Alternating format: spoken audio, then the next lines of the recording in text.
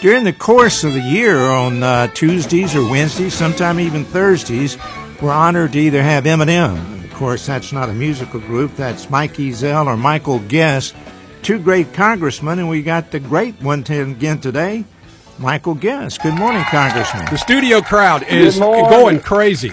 Yeah, we like that. Well, good morning. It is great to be back with you, especially today. It's Election Day, so we want to make sure that we remind all of your listeners, and I'm sure y'all have been, please go vote. Important elections across the state, regardless of what district you live in. We've got elections for U.S. Senate, elections for members of Congress, so just encourage all your listeners to please take advantage of the incredible right that we have to elect our leaders.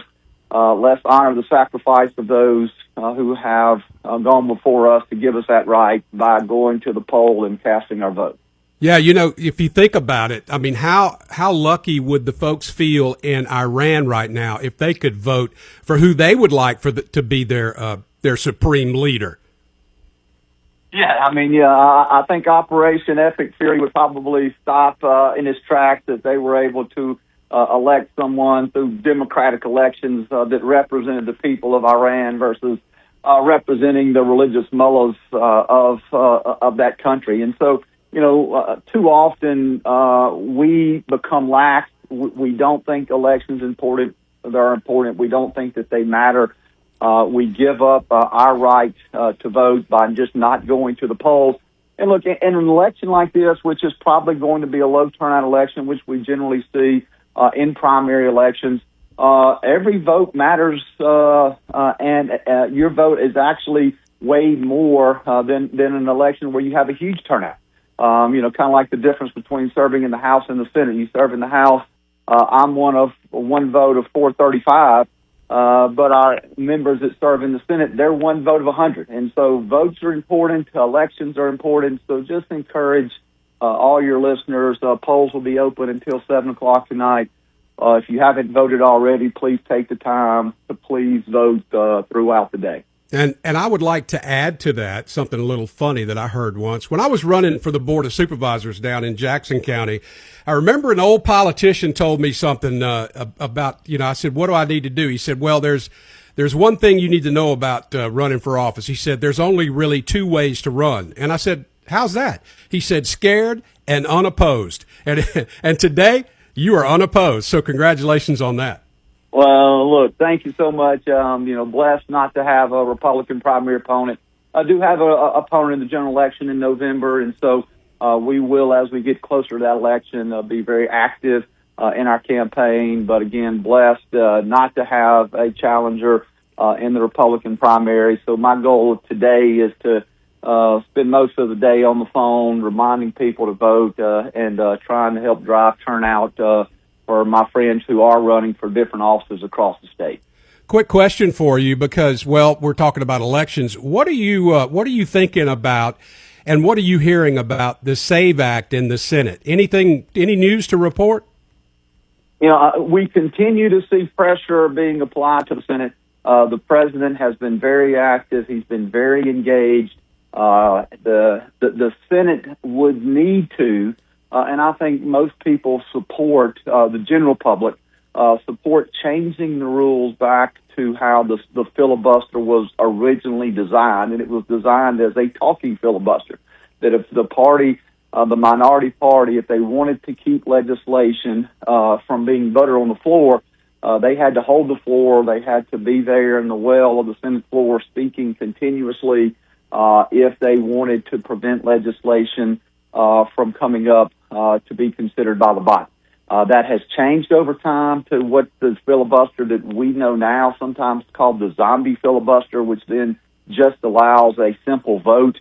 If there aren't 60 votes, then they can't proceed debate on the legislation. And so I am supportive of the proposed changes. I think the Senate is at least warming up to that, Michael. I can't tell you that there will be 60 senators who would vote or I guess 50 senators who would vote to change the rule. But I'll tell you that people who were on the Senate side, who were at one time adamantly opposed to any change, they're now at least taking a look at what a talking filibuster would look like. I think the SAVE Act is incredibly important. It's incredibly important for election integrity to make sure that the people who are registered to vote are, one, U.S. citizens, and then it requires photo ID. And those are two very simple things that are supported by the large percentage of the American public, both Republican and Democrats, both of those being requiring citizenship and requiring a voter ID are supported by over 80% of those polled. And if I'm not mistaken, I think some 2/3 of states already require voter ID. So this is not new. Voter ID has been around since the 70s. More states have adopted it over the years. And again, it is just a good way for us to make sure that we are letting the people who are registered to vote and that we are protecting the integrity of those elections. So when election night rolls around and when winners are announced, there is a confidence that those elections were fair and that the person who truly had the most support and truly had the most votes, that's the person that's declared the winner. Yeah, it's so important because, you know, if you grabbed 100 random people from across the country, regardless of their party, Republican, Democrat, Independent, it makes no difference. It looks like roughly about, between 60 and 80%, depending on who you listen to, say, hey, that's something that we'd like to see done. Yeah, I think if you look at people who identified as Republicans, it's over 90. People who identify as Democrats is right at 70. So, again, when you take that total number together, if I'm remembering my statistics right, I think it was 81 total. So Republicans, Democrats, Independents, you put that together, and 81% of those who were polled support that. And look, I'll tell you, Mississippi does a great job of running our elections. I've got to give a lot of credit to Secretary Watson, before Secretary Watson, Secretary Hoseman. Both of those men have really worked hard to make sure that we are enforcing voter ID. Voter ID was passed and implemented at a time in which, at that time, Secretary Hoseman was in office. He had to work with an Obama Justice Department to get it implemented. And so he did some amazing work working with an unfriendly Justice Department and getting voter ID.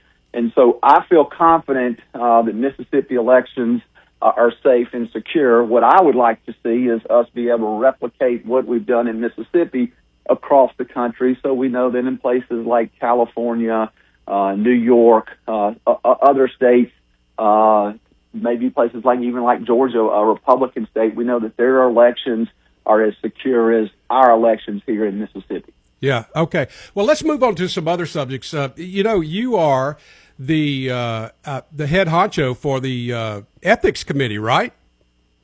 Yes. Still serve as chairman of the House Ethics Committee. Yeah, that's what y'all call it. We call him the head honcho. So anyway, Nancy Mace has sent a resolution to you and the Ethics Committee.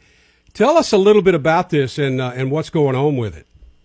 Yeah, so a lot of this was sparked. There have been some allegations against current Representative Tony Gonzalez that he was engaged in a romantic relationship with someone who was on his staff. That is known as sexual harassment. You cannot be engaged in a relationship in someone with whom you have a supervisory type of position. And so clearly what happened in that case was wrong and inappropriate.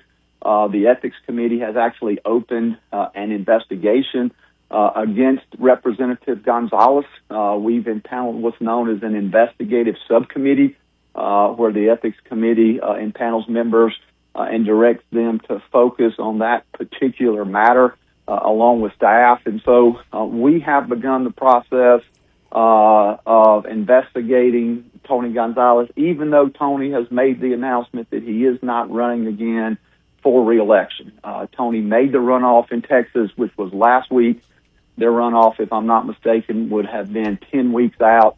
Tony would have made that runoff, but in light of the charges or the allegations against him, Tony has withdrawn. That sparked Representative Mace to put a motion on the floor, a resolution on the floor, that would have required the ethics committee, the committee that I serve on, to release documents to the public about cases that the ethics committee has investigated, both previously, cases that we are currently investigating, and future investigations where we would have had to release documents if that investigation would have been in the nature of sexual harassment and sexual assault. And so originally, Michael, when that resolution was drafted, we sat down with a representative from Ms. Mace's office. When we sat down with that representative, we said, hey, we want to be supportive of what y'all are trying to do, but we think that the current resolution that you have proposed is too overly broad, that we would like to see it more narrowly tailored, that we would like to see some protections put in place for victims, and the victims, of course, being the individuals who were sexually harassed. We would like to be able to make sure that we are protecting their identity, that many of those people come to us in confidence. We would like to be able to make sure that we are protecting work product and that we are issuing or releasing final reports, but not draft reports, as language that would have been included there in her motion. And we asked, hey, we would like to have the ability to not release the information until the investigation is complete. The way it was written, it would have required a running release of information on cases. So anytime a new witness statement came in, anytime that there was new evidence gathered in one of these types of cases involving sexual harassment, that information would have had to be released to the public on a basically rotating basis. As soon as it comes in, we would have reviewed it and sent it right out. And so we asked for what we thought were some very reasonable changes to the resolution, some things that would have allowed her to be able to have this information released, but again, help protect, one, the identity of the victims, those people who at times may come to the committee in confidence, and would have not impacted our ability to investigate future cases. Yeah. Sad to say that all of the changes that we asked be incorporated, none were changed in the House resolution that she introduced. It was introduced as what's known as a privileged resolution. So when you have a privileged resolution, you are unable to amend that on the floor. You have to vote up and down by the legislation that you have there in front of you. And so what the body did, both Republicans and Democrats, is while I think most everyone supported, again, what we hope would have been the transparency of information, the resolution wasn't voted down.